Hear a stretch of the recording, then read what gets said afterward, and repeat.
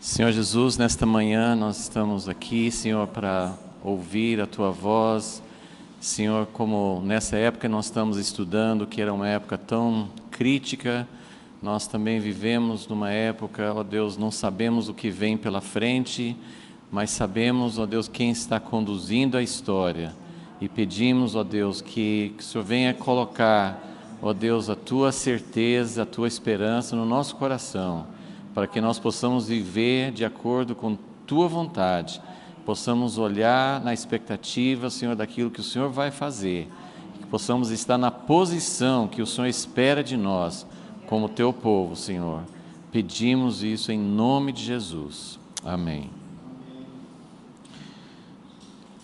Então, nós estamos ainda nesse segundo rei, dessa sequência de 4, esses eram os 4 últimos reis, a gente já tem falado bastante sobre essa sequência.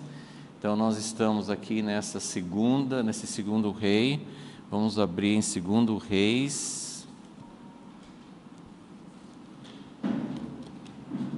2 Reis.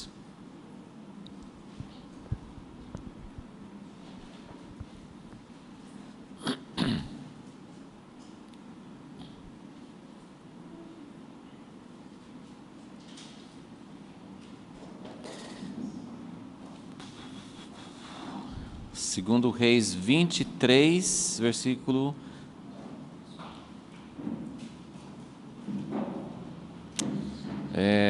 versículo 34. Segundo Reis 23, 34. Também já vimos uma parte dessa sequência aqui, mas só para a gente ver aqui, então, toda essa parte aqui do rei Jeoaquim. Então, 34, Faraó Neco constituiu rei a Eliaquim, era o nome dele antes, filho de Josias, em lugar de seu pai Josias, e lhe mudou o nome em Jeoaquim. Porém, tomou consigo a Jeoacás, que era esse primeiro, que ficou só 3 meses, tomou consigo a Jeoacás e o levou ao Egito e ali morreu. Não sabemos se morreu muito tempo depois ou pouco tempo depois, mas ele reinou 3 meses só, o rei do Egito veio, levou embora e colocou o irmão dele, que inclusive era mais velho, né? Esse Jeoaquim era mais velho. Segundo Reis 23, 35 agora. Jeoaquim deu aquela prata, aquele ouro a Faraó, porém para dar esse dinheiro, conforme o mandado de Faraó, teve de criar imposto no país, de cada um segundo a sua avaliação, exigiu a prata e o ouro do povo da terra para o dar a Faraó Neco. Tinha Jeoaquim 25 anos de idade quando começou a reinar, 11 anos reinou em Jerusalém. Era o nome de sua mãe Zebida, filho de Pedaías de Ruma. Fez ele o que era mal aos olhos do Senhor, conforme tudo o que fizeram seus pais. Continuando, capítulo 24, versículo 1. Nos dias de Jeoaquim, subiu Nabucodonosor, rei de Babilônia, e invadiu a terra. Jeoaquim ficou sendo seu servo por 3 anos. Então, aqui vocês acompanham esse aqui, né? Desses 11 anos, os primeiros 4, ele foi vassalo, ele foi subordinado ao Egito. Depois, durante 3 anos, depois que Nabucodonosor, na verdade, foi nesse ano que ele assumiu o poder em Babilônia, né? Então, Nabucodonosor se tornou a potência, né? Substituiu as outras potências, né? E, então, durante 3 anos, como está falando aqui, né? Joaquim ficou sendo seu servo por 3 anos. O que quer dizer ficou sendo seu servo? Ele tinha que pagar imposto, né? Tinha que pagar. Então, antes ele estava pagando imposto para o rei do Egito, agora ele passou a pagar imposto ao rei de Babilônia. Mas depois mudou de ideia e se revoltou contra Nabucodonosor. Então, aqui, esses 4 anos finais do tempo dele, ele se rebelou, fazendo, não vou pagar mais imposto. Ele se rebelou contra o rei de Babilônia e ficou sendo independente, né? Ok? Então, esses são os 11 anos. A gente já falou sobre vários momentos, né, no reino de Jeoaquim. nós buscamos várias informações do profeta Jeremias, nós vimos, porque aqui fala que ele fez o que era mal diante do Senhor, mas não fala muito o que ele fez. Mas no livro de Jeremias nós descobrimos que esse cara que impôs um imposto pesado sobre o povo para pagar para o Egito, e provavelmente continuou cobrando do povo para pagar para a Babilônia, esse rei, ele fez mansões, ele não só pegou dinheiro para pagar a esses reis de fora, mas ele pegou dinheiro também para viver em luxo, né? Então nós temos essas informações no profeta Jeremias. Também vimos como Jeremias, Deus falou com Jeremias para escrever todas as profecias dele, Baruque escreveu, ele levou e leu para os príncipes, depois eles levaram para o rei, e esse rei pegou o rolo, né, pegou tudo que estava escrito, cortou com canivete, queimou no fogo, e ninguém nem ficou com medo do que Deus poderia fazer. Então nós temos várias informações que a gente já viu sobre esse rei Jeoaquim. Nós vamos, só terminando de ler esse pedaço aqui, então, durante 3 anos ele foi servo, depois durante os últimos 4 anos ele se revoltou contra Nabucodonosor. Versículo 2: o Senhor enviou contra Jeoaquim as tropas dos caldeus. Caldeus são os de Babilônia, né? Caldeus, as tropas dos sírios, as tropas dos moabitas e as tropas dos filhos de Amon. Se você olhar o mapa, Babilônia fica um pouquinho mais longe, onde hoje é Iraque. Agora, esses outros povos, Ciro é onde é a Síria mesmo hoje. Moabe e Amon, os dois, é onde é Jordânia hoje. Então, são os que ficam mais próximos a Israel. O que estava acontecendo? Só para, assim, aqui a gente tem algumas informações, e aí os estudiosos vão buscando informações também nas pesquisas de outros documentos e achados que eles têm. O que está acontecendo aqui? Nabucodonosor, ele se tornou a grande potência daquela região. Ele derrotou a Síria, que tinha sido a potência anterior. O Egito estava subindo, queria se tornar forte.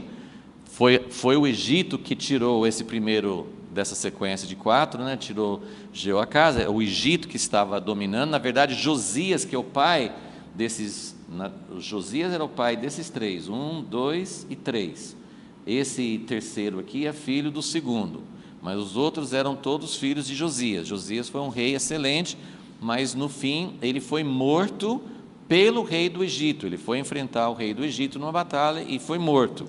Então o Egito estava tentando se tornar uma potência, mas nesse momento aqui, depois de 4 anos, Nabucodonosor derrotou o Egito e também tomou conta.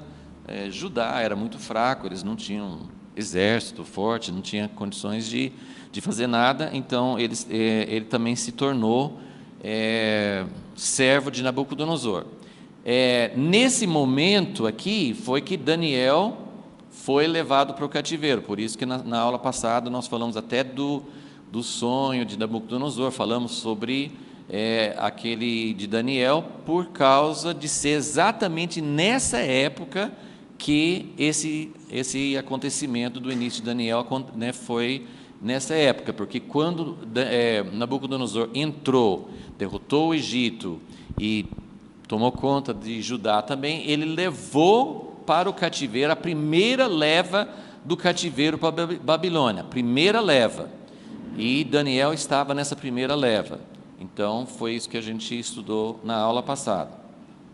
Agora, o que aconteceu 3 anos depois?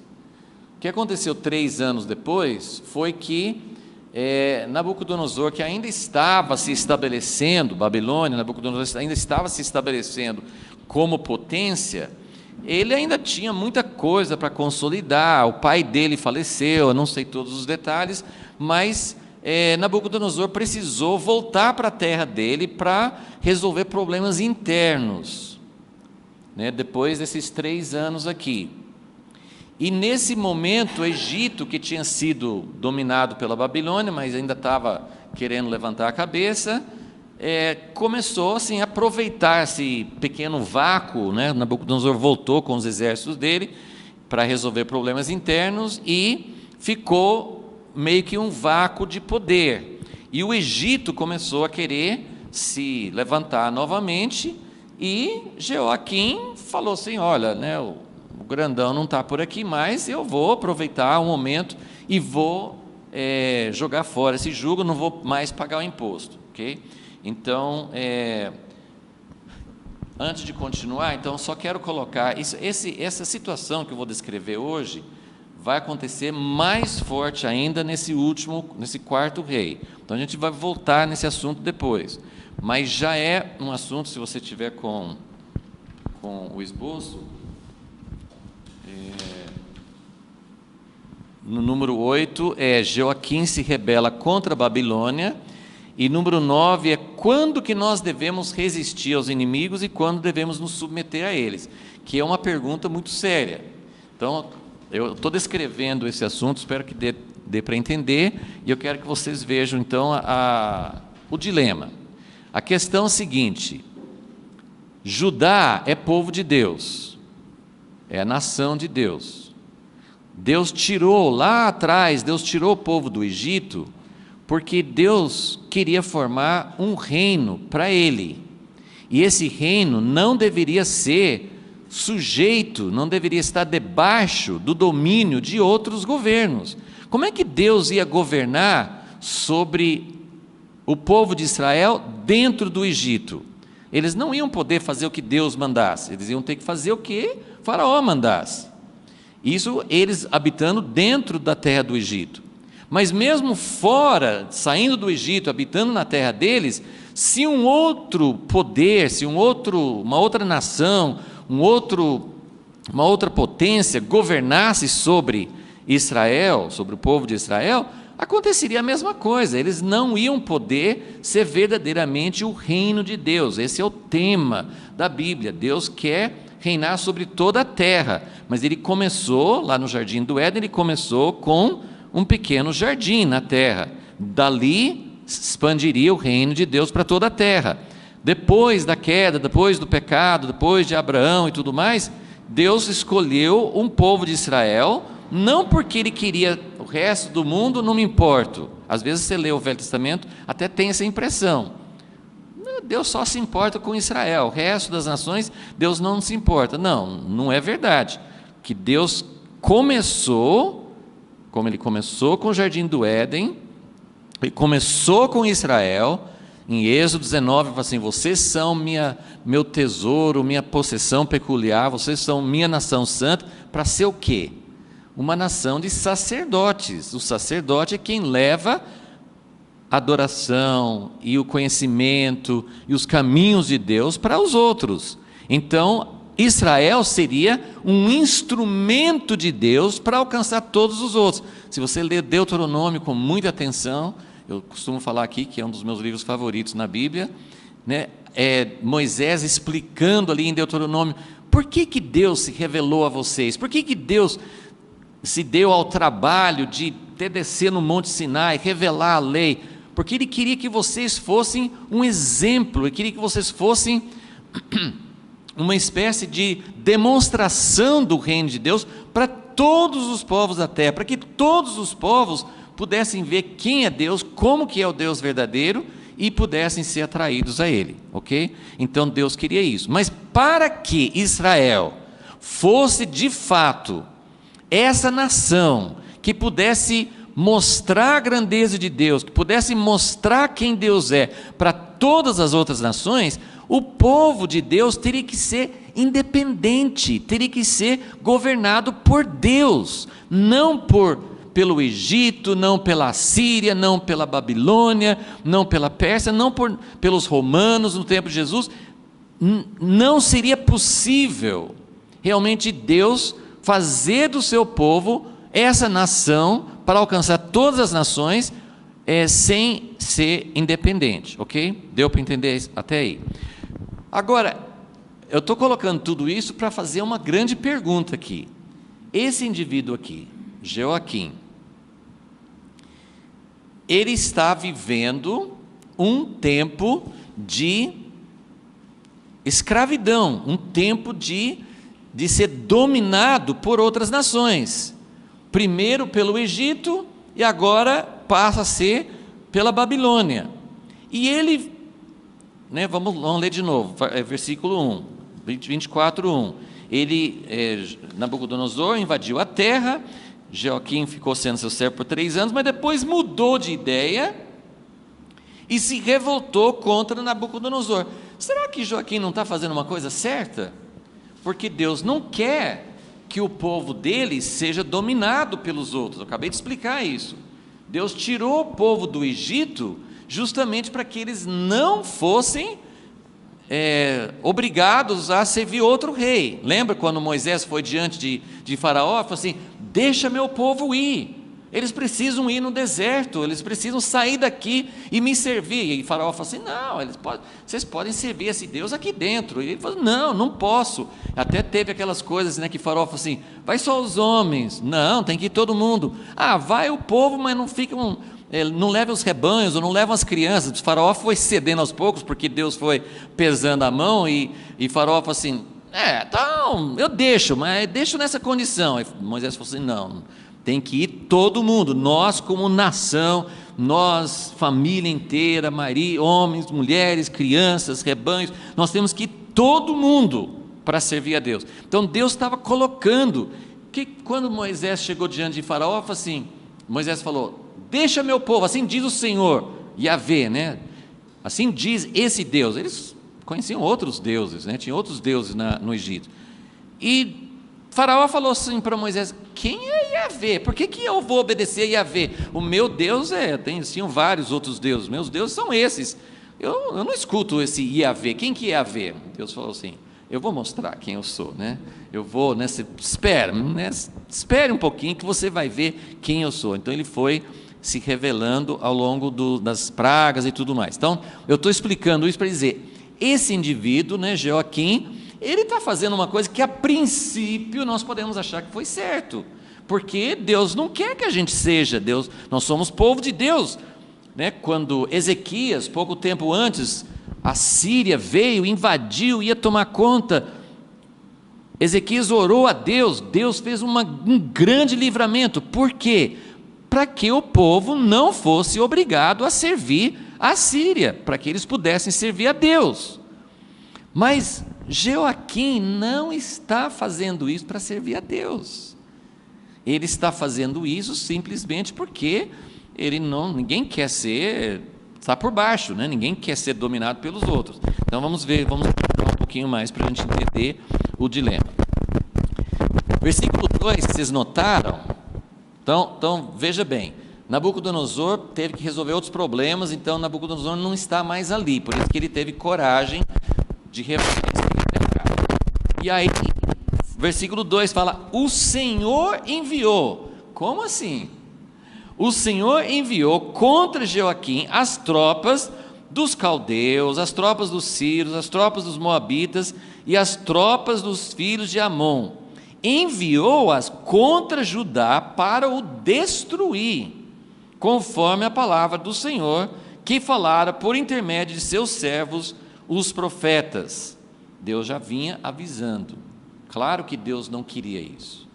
Deus fez isso como uma última medida de disciplina, mas mesmo essa disciplina, fala assim, para destruir, na verdade isso era para chamar atenção, para que o povo começasse a falar assim: epa, nós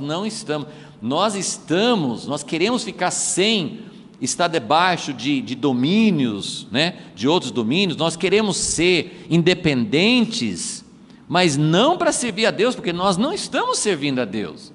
Percebem? Então, o que eles tinham que fazer primeiro? Pense comigo, o que eles tinham que fazer primeiro? antes de pensar em jogar fora o jugo de Babilônia, eles tinham que pensar: nós somos realmente o reino de Deus? Nós somos realmente a possessão de Deus? Nós estamos querendo viver o reino de Deus? Ou nós simplesmente queremos ficar independentes para ter uma vida melhor, para podermos fazer o que a gente bem entender, ok? Então precisa entender bem essa situação. E Deus permite.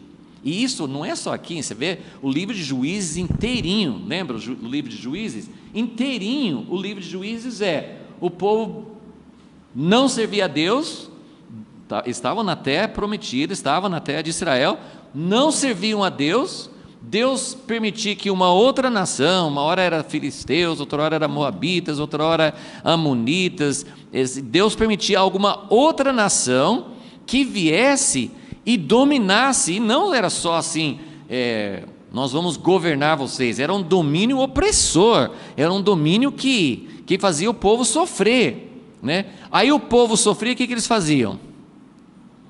Acordavam, né? Às vezes Deus mandava um profeta, às vezes Deus mandava alguma coisa assim, mas eles acordavam assim: gente, nós não estamos servindo ao nosso Deus, ao nosso rei. E aí eles voltavam, buscavam a Deus, aí Deus levantava um libertador, né? O libertador livrava, né? Derrotava os inimigos, né? Gideão, Jefté, assim por diante, né? Deus levantava alguém para libertar o povo, e aí por algum tempo eles viviam debaixo do governo de Deus, e depois voltava o ciclo de novo, que quando tudo ficava bem, eles começavam o nosso pior, agora presta atenção uma coisa que eu vou falar, nosso pior inimigo não é Babilônia, Egito, Moabitas, né, seja quem for. Nosso pior inimigo não é o governo opressor. O que é o nosso pior inimigo?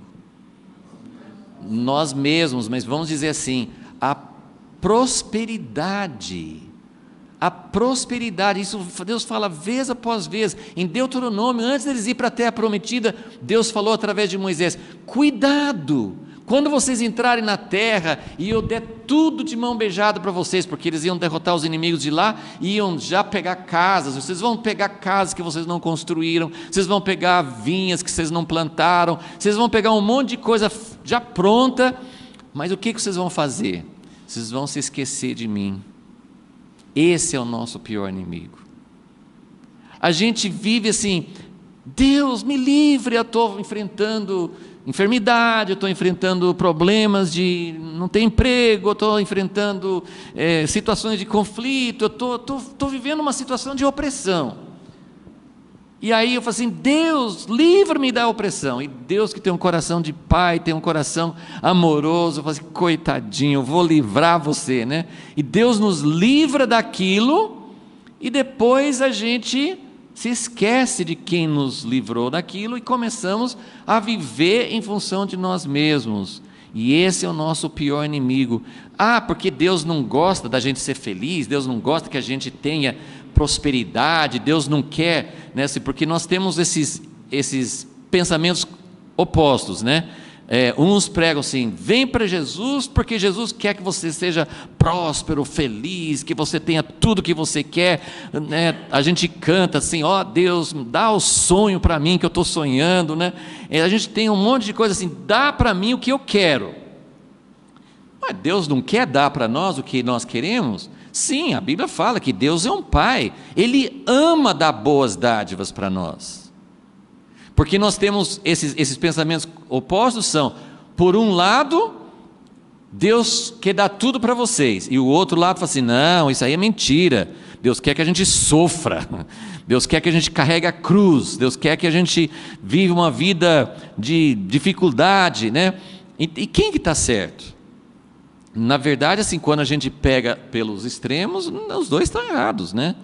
Porque Deus ama dar a nós boas dádivas, porém, as boas dádivas, assim como a árvore do conhecimento do bem e do mal, que a gente né, eu não sei se você faz essa pergunta, né? É uma pergunta meio perigosa, né? Se você pode fazer essa pergunta do jeito errado, né? Mas assim, por que Deus colocou aquela árvore no jardim? Se Ele não coloca aquela árvore no jardim, né, Eva não teria sido tentada a comer. Então, por que Deus colocou? Eu não sei responder isso por completo, mas tem algo de muito mal para nós. A pergunta da serpente é: você acha que Deus não quer que você coma dessa árvore porque Deus quer o bem de vocês? Não foi isso que a serpente falou com a mulher? Deus não quer que você coma, porque Deus sabe que se você comer, você vai ser inteligente, você vai saber tudo, e Deus não quer que você saiba, né? Comparando com muitos governantes, tem muita gente que fala de igreja, as pessoas falam isso das igrejas, as pessoas falam isso de governantes, que os que estão lá em cima quer que o povo fique na ignorância. Ou vocês nunca ouviram falar disso? O povo, os governantes querem que o povo fique na ignorância, porque é mais fácil dominar. Satanás fez essa mentira contra Deus. Ele falou para a mulher: Deus é um carrasco, Deus sabe que isso aqui é uma coisa boa para vocês, mas Deus não quer que você tenha uma coisa boa, porque se você tiver essa coisa boa, você vai ameaçar o domínio dele, você vai ser como Deus, e você vai poder contestar, você vai poder saber as coisas por você mesmo, você não vai precisar depender de Deus. E na verdade Deus colocou ali, era necessário que tivesse essa escolha. Eu confesso, eu não tenho todas as respostas, o pensamento de Deus é muito além do seu pensamento, do meu pensamento, a gente não tem todas as profundezas, mas até onde a gente consegue entender é que era necessário que Adão e Eva, e que nós hoje fizéssemos essa escolha. Eu escolho depender da sabedoria de Deus, que é mais alto do que a minha. Eu posso ter um monte de pensamentos, eu posso ter um monte de filosofias, eu posso ter um monte de entendimentos, mas isso vai me levar para a morte. E não é porque Deus quer que a gente fique na ignorância, porque no plano de Deus, eles iriam participar da árvore da vida, e a vida ia conduzi-los ao conhecimento.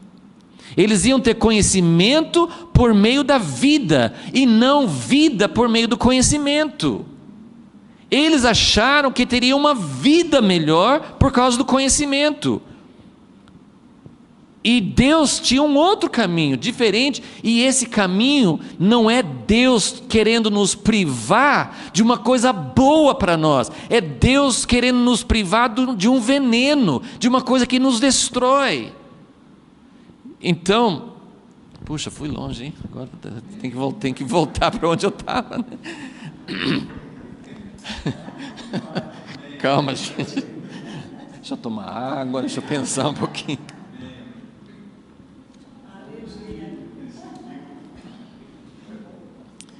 Ok, então Deus não quer que a gente tenha a prosperidade que nos faz mal. Deus pode nos dar, Deus quer nos dar coisas boas, mas Ele quer nos ensinar a usar as coisas para o bem do reino de Deus, e tem um princípio muito importante, que é o princípio da Trindade, é o princípio de Deus. Por isso que o conhecimento nos faz mal, a prosperidade nos faz mal, porque quando nós pegamos as coisas e usamos para o nosso próprio bem, o egoísmo, o egocentrismo, o viver para si mesmo nos destrói. A vida é em se doar aos outros. Quando a Trindade é assim, o Pai tem todas as coisas, Ele dá tudo para o Filho.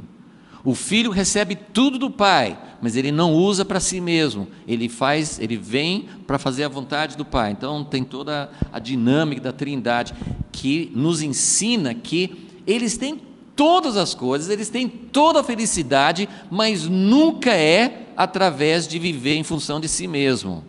E por isso que às vezes existem, isso é um outro desvio que eu não posso entrar, mas existem teologias que nos ensinam, e até com muita base bíblica, mas parcial, que Deus é um ser egocêntrico. Mas para Deus isso não é errado, porque Ele é Deus. Tem uma frase mais ou menos assim: né? Deus é o único ser que pode buscar a sua própria glória, porque Ele é Deus. Gente, isso é uma verdade parcial, mas isso é muito perigoso. Por quê? Porque se Deus pode fazer isso, claro que Deus pode, Deus tem direitos, Deus está num outro nível, não é que assim, porque Deus faz isso, eu também posso, não é isso. Mas se Deus é um Deus centrado em si mesmo, ninguém vai falar que Deus é um ser egocêntrico, isso foi por minha conta, mas as teologias ensinam que Deus é um Deus centrado, é um ser centrado em si mesmo. Deus não é centrado em si mesmo. Deus é uma trindade, onde cada um está servindo ao outro. O princípio da vida, o princípio do amor ágape, o princípio do universo tudo funciona quando existe doação. Jesus se esvaziou, Filipenses 2, ele largou tudo que ele tinha o máximo, não tinha para onde ele subir, ele estava no pico, no mais alto posto que podia existir no universo. Ele se esvaziou para se tornar como um de nós, e não somente, eu gosto de pensar em Filipenses 2 como uma escada, Ele estava lá em cima, se tornou homem, mas não somente homem, um servo. Mas não somente um servo, ele foi para a morte. Mas não somente a morte, ele foi para a morte de um criminoso, de um escravo. Então você vai descendo a escada. Então Jesus desceu, não tinha mais para onde ele descer. Ele que não tinha mais para onde subir, ele desceu para onde não tinha mais aonde descer mais. Então esse é o princípio da divindade. Então se alguém fala que Deus é um ser centrado em si mesmo, recuse isso, porque isso não é verdade. Deus é um Deus que está sempre voltado para os outros, Meu pai gostava de falar assim, porque tem a palavra egocêntrico. Eu não sei se era só ele, pelo menos para mim ele estava inventando uma palavra nova, mas talvez outras pessoas usem também. Mas ele falou assim: Deus é outrocêntrico. Ele é centrado em se doar aos outros. Então, tudo isso é para dizer que a prosperidade nos faz mal, não porque Deus queira nos privar de alguma coisa, não porque Deus tem prazer na nossa tristeza, não porque Deus queira alguma coisa ruim para nós, mas Deus quer nos proteger, assim como uma criança que só quer comer bolacha e balinha. Não que tenha ninguém aqui que queira isso, Mas tem gente adulta que é desse jeito também, Só quer comer porcaria, Então, o que os pais sábios fazem? Não pode ficar comendo isso. Isso vai fazer mal, mas é gostoso, me faz bem. Não é isso que a gente fala para Deus? Isso me faz bem. Dá isso aqui para mim, isso faz bem. Alguém está entendendo aí, Isso me faz bem, E quantas coisas estão nessa classe? Você ficar criança, eu estou falando de criança, mas isso funciona para adultos, Ficar assistindo desenho o dia todo, ficar no celular, sabe assim, aquelas coisas que nos dão prazer. Então eu quero que vocês entendam que quando Deus fala assim, eu estou dando uma terra boa, Deus deu a terra boa para Israel, mas eles tinham que escolher, eles tinham que chegar ao ponto de poder decidir: isso vai me levar para longe de Deus, isso vai me fazer mal. E tem muita coisa que a criança, o pai pode explicar, a mãe pode explicar um monte. Você sabe, tem certas coisas que vai explicar sobre biologia, sobre açúcar, sobre essas coisas que fazem mal, às vezes a criança não tem condições de entender. Então, é por isso que o conhecimento do bem e do mal não vem primeiro. Primeiro vem a vida, vem a dependência de alguém que é bom e sabe mais do que nós. Alguém que é totalmente bom E nós lutamos até hoje, gente, nós como cristãos, nascidos de novo, nós lutamos contra essa mentira de Satanás. A gente não entende que é uma mentira clara, mas está sempre por trás da nossa mente. Deus não quer o bem para você, Deus está me privando de alguma coisa boa. Por que Deus não respondeu minha oração? Por que Deus não fez isso? Por que Deus não fez aquilo? Nós não acreditamos de verdade que Deus é bom. Deus é totalmente bom, Ele não pode fazer o mal para nós. Então tudo que acontece, gente, que Deus é este? Voltando aqui para o versículo 2, que Deus é este que manda contra o povo dele, tropas dos caldeus, dos sírios, dos moabitas, dos amonitas, para destruir, para trazer destruição, para trazer sofrimento. Por quê? Porque eles precisam ser acordados. Então é outra coisa, né? Assim como as crianças, nós como adultos, nós precisamos apanhar, nós precisamos de disciplina, nós precisamos de um não, nós precisamos às vezes de algo muito duro na nossa vida para acordar. Tem uma ilustração assim, né, que eu ouvi muitos anos atrás, que quando o cachorrinho faz uma coisa errada, para o dono, para treinar, ele pega um jornal e bate, né, para mostrar, isso aqui não pode, né? E que tinha um cachorrinho que todas as vezes que o dono pegava no jornal para bater, virava de barriguinha para cima, com as patinhas assim, e o dono não tinha coragem de bater, né? E já fazia assim, tipo assim, tudo bem, né? Eu faço como quer, né? Então ele falou assim, é só a gente fazer isso para Deus, que se você é maleável, não sei se deu para entender a ideia, mas em vez de esperar, assim, se você é duro, né? A Bíblia fala assim de dura cerviz, né? Se você é duro, se você é resistente, Deus tem que ir aumentando a dose para que a gente entenda. Então esse pregador, ele fala assim, faça que nem um cachorrinho, né? Vira de barriguinha para cima, fala assim, é para ir ali, é para fazer aquilo, não pode entrar aqui, não pode fazer xixi aqui, tudo bem, eu não vou fazer mais, né? Então, o que está acontecendo aqui? O povo está sendo duro, e Deus está precisando aumentar a dose contra eles, né? Versículo 3, na verdade, estas coisas aconteceram a Jeoaquim, conforme um mandado do Senhor, que o tirou diante de sua face, por causa dos pecados de Manassés, conforme tudo o que fizera, como também por causa do sangue inocente que ele derramou, pois ele havia enchido Jerusalém de sangue inocente, e o Senhor não quis perdoar. Ora, o restante dos atos, aí termina a vida de Jeoaquim, o relato aqui, versículo 6, ele descansou com seus pais, e Joaquim, ninguém merece, né, ter um pai chamado Jeoaquim, e o filho Joaquim, né, como é que a gente vai distinguir? Descansou Jeoaquim com seus pais, e Joaquim reinou em seu lugar. Versículo 7, o rei do Egito nunca mais saiu da sua terra, porque o rei de Babilônia havia tomado todo o seu território, desde o rio do Egito até o rio Eufrates. Ok, então, aqui não explica, mas eu vou juntar várias coisas assim, de pesquisas e de outros textos bíblicos, para reconstruir a história, né? Essa é só uma parte que não fica muito claro aqui. Então, ele se rebelou contra o rei de Babilônia, e a nossa pergunta isso não é uma coisa certa? Se rebelar contra um governo injusto, contra uma imposição, contra no caso aqui não é um governo da própria nação, é um governo que vinha de fora.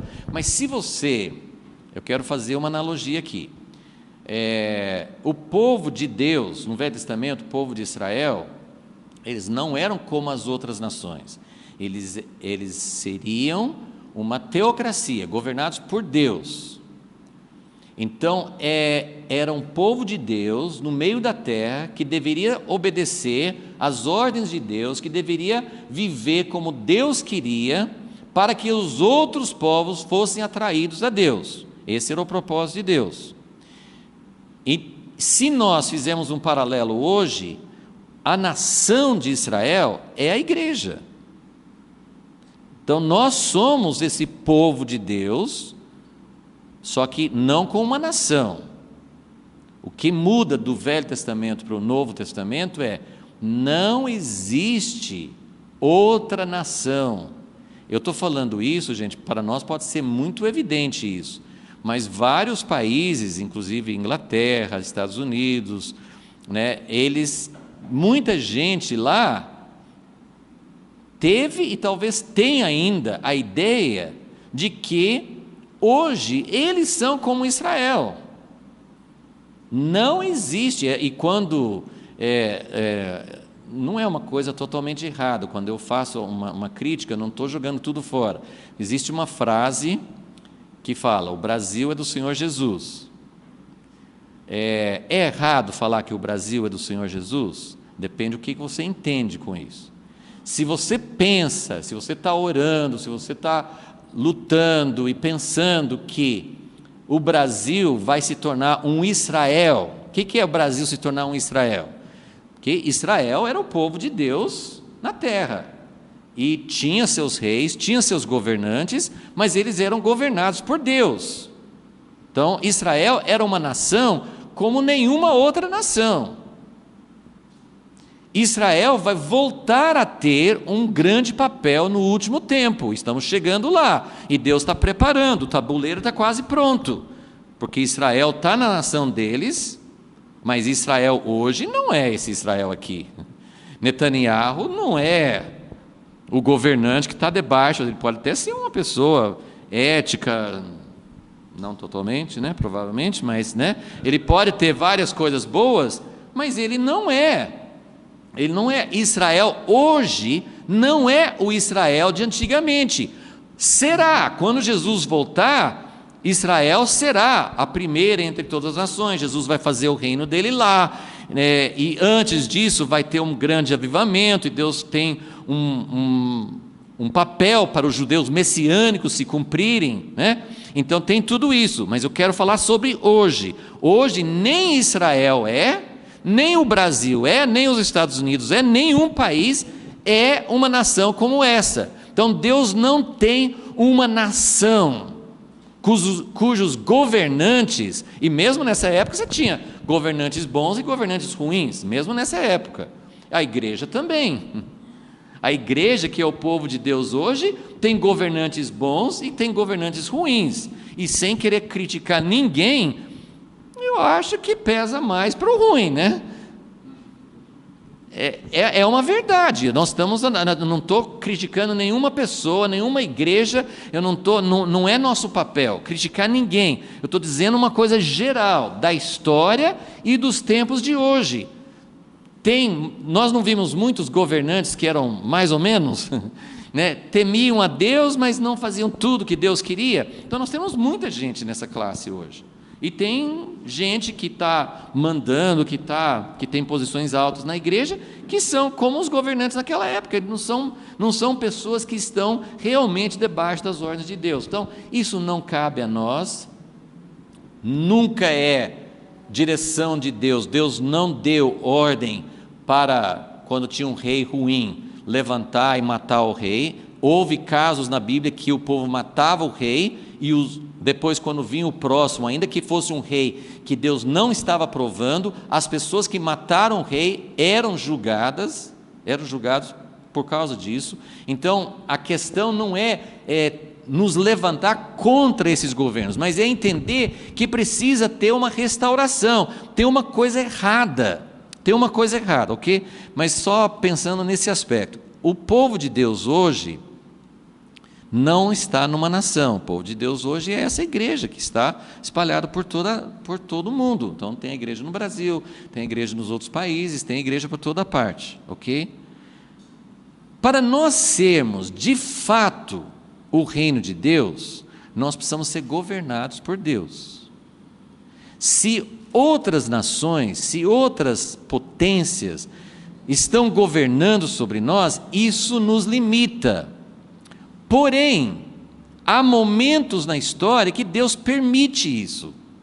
Por quê? Porque nós não estamos sendo realmente o povo que Deus quer, nós não estamos nos colocando debaixo do governo de Deus. Então, quando nós não nos colocamos debaixo do governo de Deus, Deus permite que outros governos opressores nos oprimam, para que a gente acorde e busque a Deus. E quando a gente fala assim, Deus, reina sobre nós, nós queremos nos submeter a Ti, e o governo de Deus não é uma coisa, a gente fala assim, Deus reina sobre mim, mas deve ser duro ter que obedecer a Deus, Deus fala muita coisa difícil. Não, o reino de Deus é maravilhoso, o reino de Deus, Ele quer o bem para nós, Ele não quer o mal, e o reino de Deus vai nos livrar de muita coisa que a gente faz que nos destrói a nós mesmos, ok?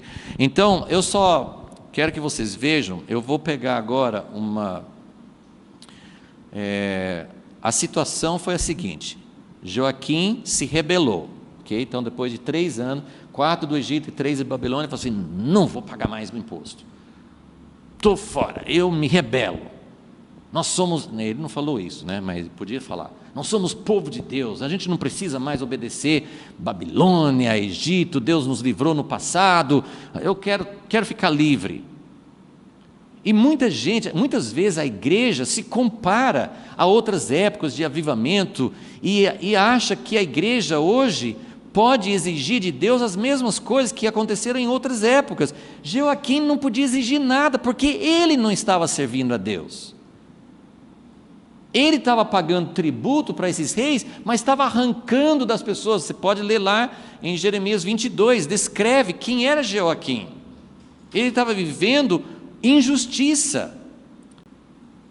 Então, ele se rebelou contra a Babilônia. Qual foi o efeito? O primeiro está aqui, versículo 2, a gente já leu. Deus permitiu, Nabucodonosor não estava podendo dar atenção, então Deus mandou esses outros povos meio avulsos contra ele, e foram atacando. Era hora de Joaquim fazer o quê?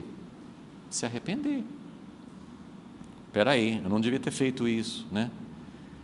Isso vai ficar mais claro com Zedequias, tá? Mas já é um princípio que quero mostrar para vocês. Mas o que aconteceu no fim? Quando Nabucodonosor, nesses 4 anos que ele ficou rebelado, no princípio Deus permitiu esses povos que fossem atacando, meio que dando umas fisgadas, né? uns ataques menores. Mas depois Nabucodonosor resolveu os problemas dele lá, e falou, agora vou pôr o meu império em ordem. E quando ele veio, essa parte não é descrita aqui na Bíblia, nós temos 2 profecias. Vamos lá, só para vocês verem o que Deus falou a respeito desse rei. Jeremias 22.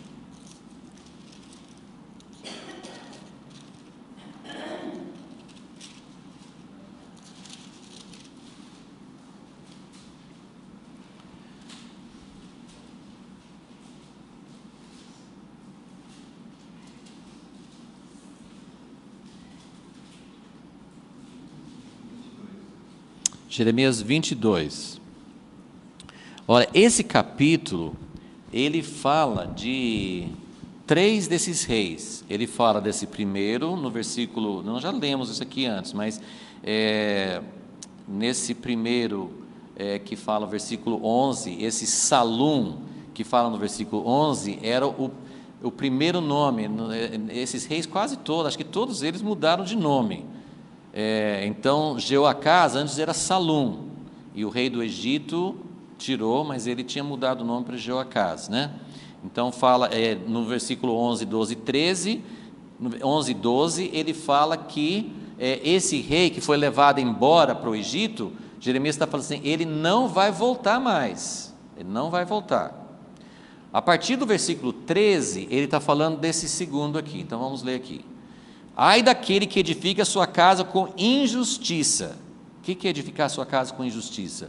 Usando dinheiro injusto, um dinheiro que não é seu, dinheiro de corrupção, dinheiro de roubar, de explorar, né? Edifica a sua casa com injustiça, seus aposentos sem direito, que se serve do serviço do seu próximo sem paga. Hoje é difícil você usar o serviço de alguém sem pagar, mas é muito comum você pagar menos do que a pessoa merece. Pensa nisso. Então, que se serve do serviço do seu próximo sem paga, não lhe dá o salário do seu trabalho.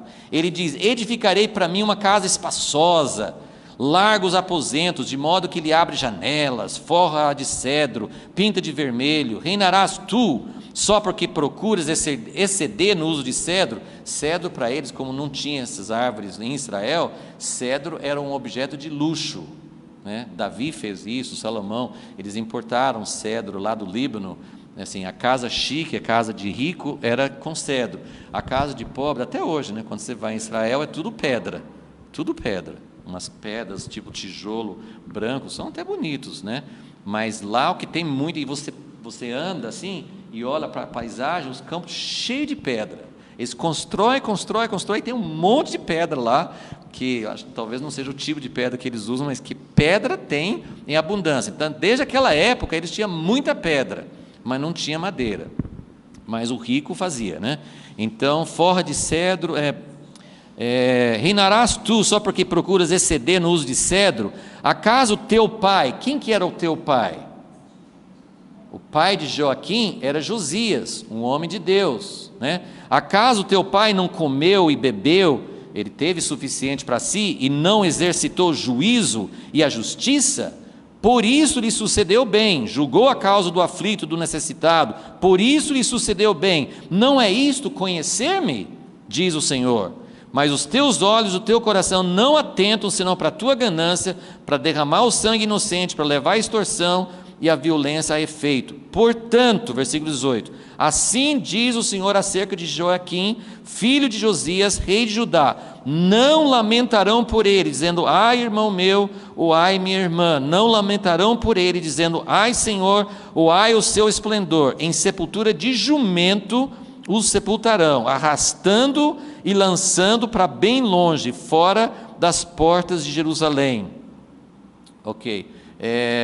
Versículo 21, falei contigo no tempo da tua prosperidade. Olha aqui que eu estou falando. Se você vira de barriguinha e fala assim, Deus, eu quero que o Senhor fale comigo, Deus não precisaria usar esses recursos. Deus está falando assim, falei contigo no tempo da tua prosperidade, mas disseste, não ouvirei. Este tem sido o teu caminho desde a tua mocidade, nunca deste ouvidos à minha voz. Então, aí vai assim, né?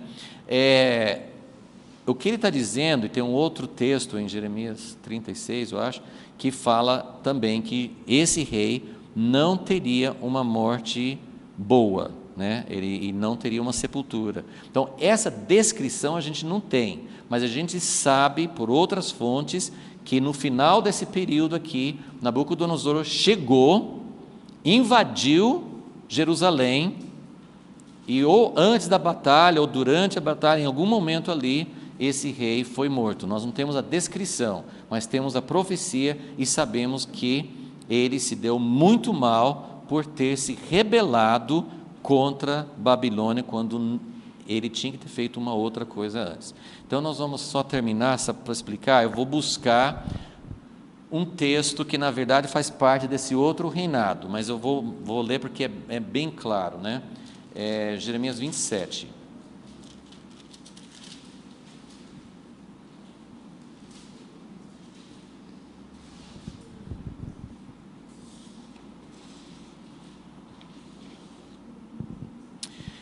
No primeiro versículo, no princípio do reinado de Zedequias. Ok, isso aqui é pouquinho depois, vai pular um aqui, mas é só 3 meses, lembra? Então, é bem próximo do mesmo período.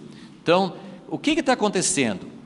Joaquim se rebelou, se deu mal, morreu, depois entrou esse outro aqui, o filho dele, Joaquim, nessa época que Nabucodonosor estava invadindo. Então, esse morreu, esse assumiu só durante, na verdade foram 100 dias, 3 meses e 10 dias. 100 dias ele reinou, mas Nabucodonosor também levou ele embora. E é só para a gente associar, essa época que Joaquim, O pai é Jeoaquim, o filho é Joaquim. Nessa época que Nabucodonosor invadiu para colocar o jugo dele de novo, e levou, né, esse morreu, o pai morreu, o filho só ficou 3 meses. Nabucodonosor levou Joaquim embora. Essa foi a época que Ezequiel, o profeta Ezequiel, foi para o cativeiro. Então é a segunda leva. Depois nós vamos falar um pouquinho mais sobre isso, mas é só para vocês terem essa sequência. Daniel foi nesse período aqui, no início desses 3 anos. Ezequiel foi no final desse período de 3 meses aqui, ok? Então, são 2 profetas muito importantes, né? E eles foram, um foi na primeira leva, outro foi na segunda. Aí no princípio, então, Joaquim morreu, Joaquim foi levado cativo, como a segunda leva de gente para a Babilônia. Aí assumiu Zedequias. No início de Zedequias, olha como Deus é bom. Deus mandou Jeremias para falar com Zedequias, falou assim: Zedequias, agora eu espero que você aprenda. Eu espero que você aprenda o que você deve fazer, o que você não deve fazer. Então escute aqui.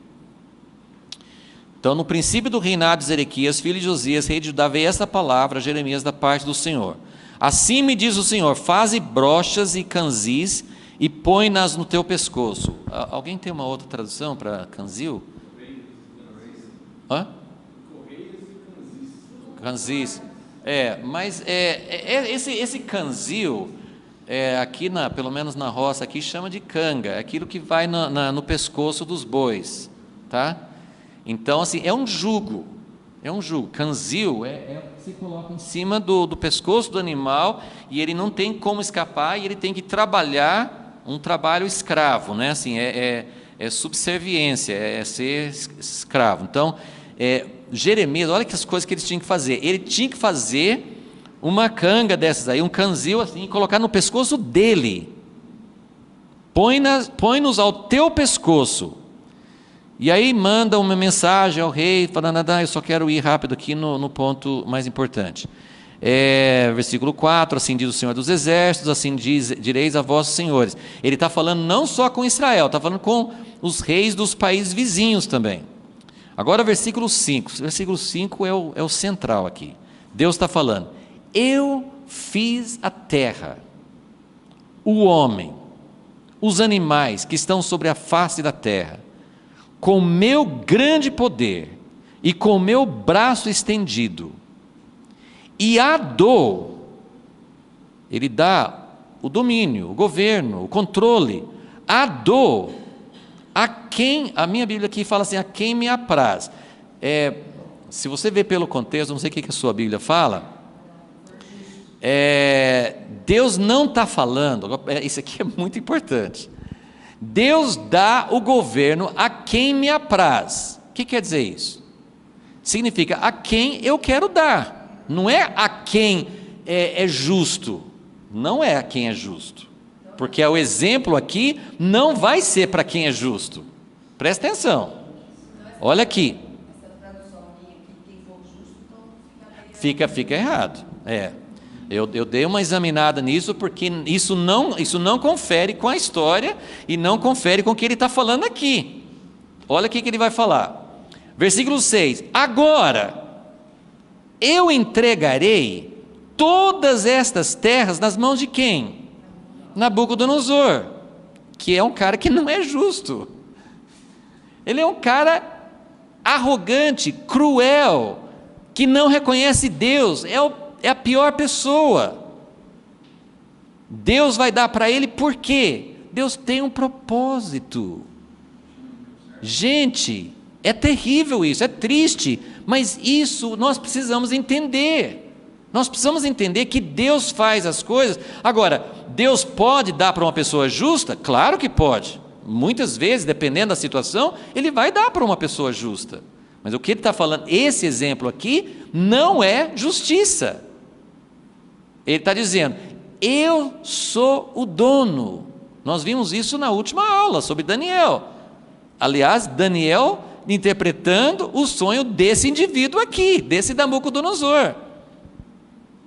O sonho da aula, né, que nós vimos na aula passada, foi o sonho que Nabucodonosor teve, e Daniel interpretou e falou: o Senhor é rei, porque Deus deu para o Senhor. E depois você continua lendo o livro de Daniel, você vai ver que Deus vai pesar a mão sobre o próprio Nabucodonosor para ele entender que Deus é soberano, assim como Deus pesou sobre Faraó. Mas a questão é, Deus tem uma estratégia, Deus tem um plano.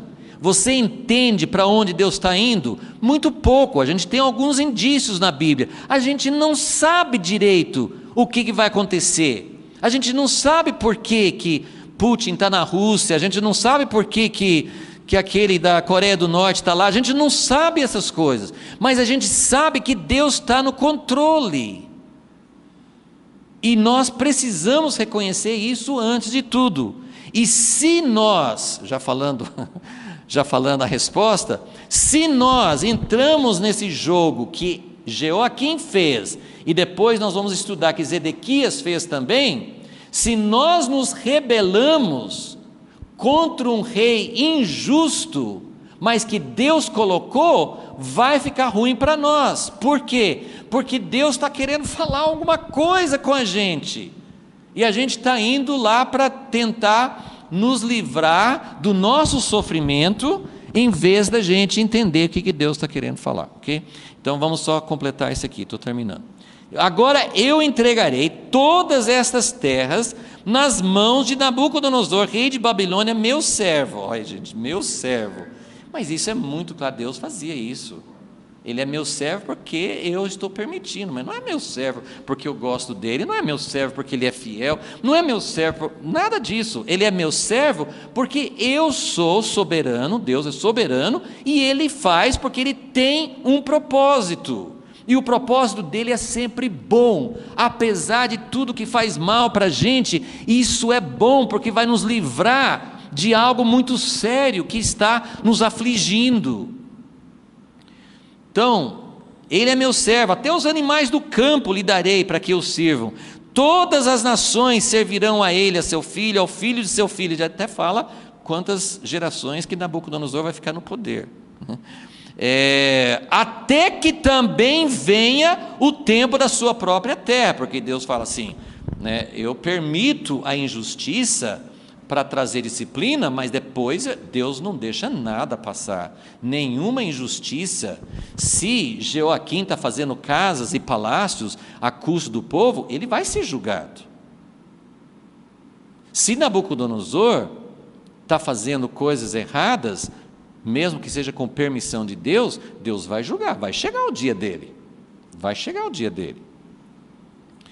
Então, onde que eu estou? Também vem o tempo da sua própria terra, quando muitas nações e grandes reis se servirão dele, quer dizer, ele vai ser subjugado.